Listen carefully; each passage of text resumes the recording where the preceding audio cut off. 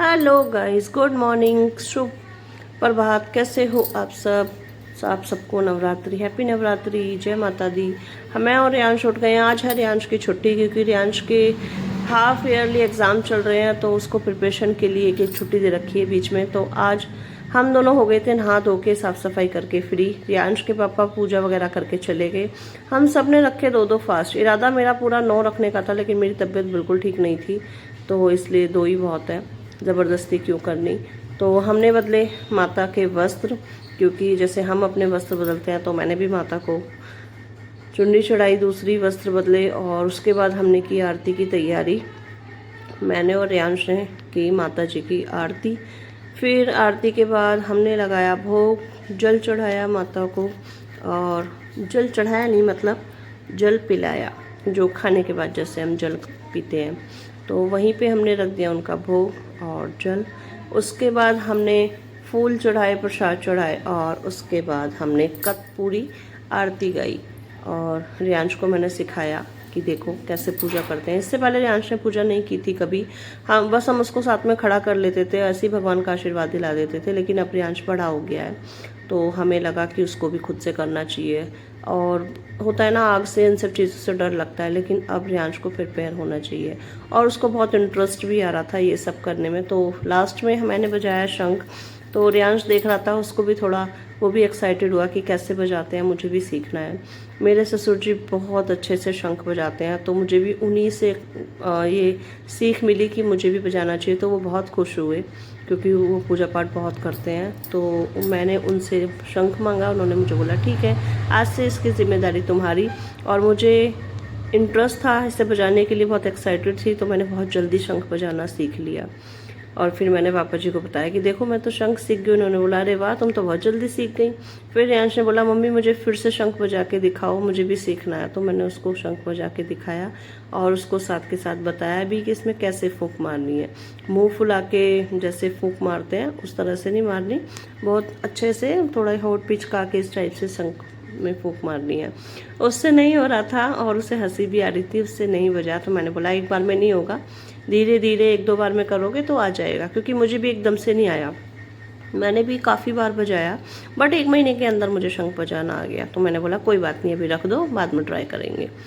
उसके बाद ये देखिए, मैंने पहनी आज न्यू ड्रेस। मैंने पहनी ब्लैक कलर की जीन्स, पजामा जीन्स थी, ट्राउज़र टाइप, और ये ब्लैक कलर की शर्ट सेम ज्योति के पास है, तो उसको देख के ही मैंने ली कि मुझे बहुत अच्छी लगी। और उसने बोला कि तुझ पे बहुत ज़्यादा अच्छी लग रही है। ये देखिए मेरी आँखों पे लग रही थी बिंदी, इसको छुटा के मैंने लगा लिया, क्योंकि श्रृंगार है, ऐसे क्यों फेंकना। तो जब तक लगेगी लगी जाएगी, फिर चेंज कर लूँगी। तो मैंने और मुँह पे क्रीम वगैरह कुछ नहीं लगाई। अब मैं जाऊँगी, थोड़ा सा लिपस्टिक बिंदी लगाऊँगी। ये देखिए अब मैं लगाऊँगी टीका। अगर पहले लगाती तो ये साफ़ हो जाता क्रीम की वजह से।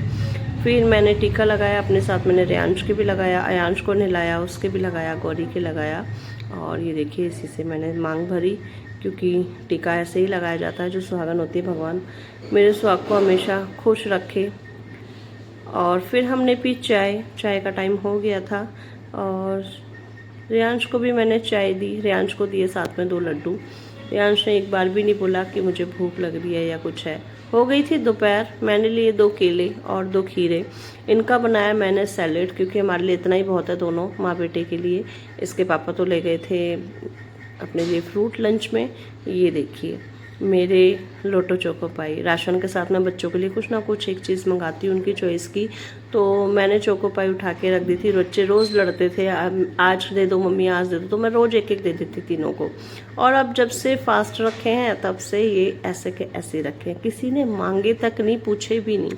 खैर कोई नहीं, ब्रेड भी ऐसी रखी है, उससे पहले बन भी लाए थे, किसी ने नहीं मांगे, ना ही किसी ने बोला दोनों में से कि मुझे भूख लग रही है, जबकि पहली बार उन्होंने फास्ट रखे थे। तो देख के अच्छा लगा मुझे भी। शाम हो गई थी, हमने बनाई चाय।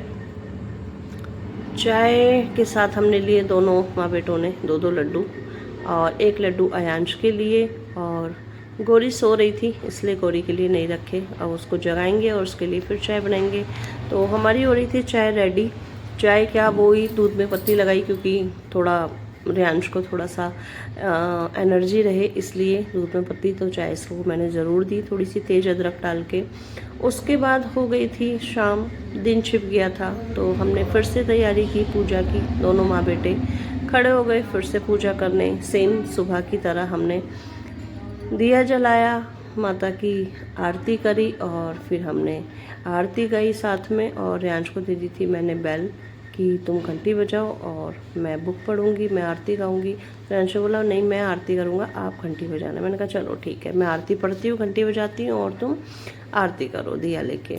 फिर हो गई थी रात, और रात में मैं बना रही थी खाने की तैयारी। शाम से शुरू कर दी 7 साढ़े 7 बजे।